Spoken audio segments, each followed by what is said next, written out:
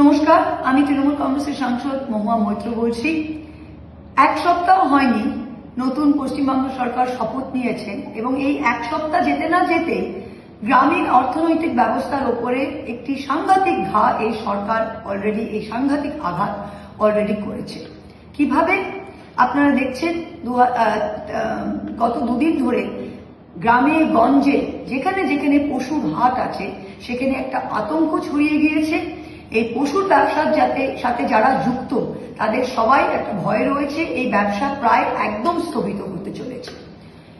আমরা জানি যে ভারতীয় জনতা পার্টি, পশ্চিমবঙ্গ সরকার একটা বিশেষ সম্প্রদায়কে উদ্দেশ্য করে এই কাজটা করার চেষ্টা করছে, কিন্তু সত্যিটা কি জানেন? সত্যিটা যে পশ্চিমবাংলার গ্রামীণ অর্থনৈতিক ব্যবস্থাতে কোনো বিশেষ সম্প্রদায় এই কাজের সাথে যুক্ত নয়। সকল গরিব মানুষ আপনার জাতি ধর্ম নির্বিশেষে এই কাজের সাথে যুক্ত। ঘোষ দাস যেমন এই ব্যবসার সাথে যুক্ত, তেমন মুসলিম সম্প্রদায়ও যুক্ত। তা আপনারা যখন এই বিজ্ঞপ্তিটা জারি করছেন, আপনারা যখন এই পশুর ব্যবসাটা বন্ধ করার চেষ্টা করছেন, তখন কিন্তু আপনারা যেটা চেষ্টা করছেন একটা বিশেষ সম্প্রদায়কে উদ্দেশ্য করার, সেটা কিন্তু সফল হচ্ছে না। চোট কার গায়ে লাগছে? সব গরিব মানুষের গায়ে লাগছে।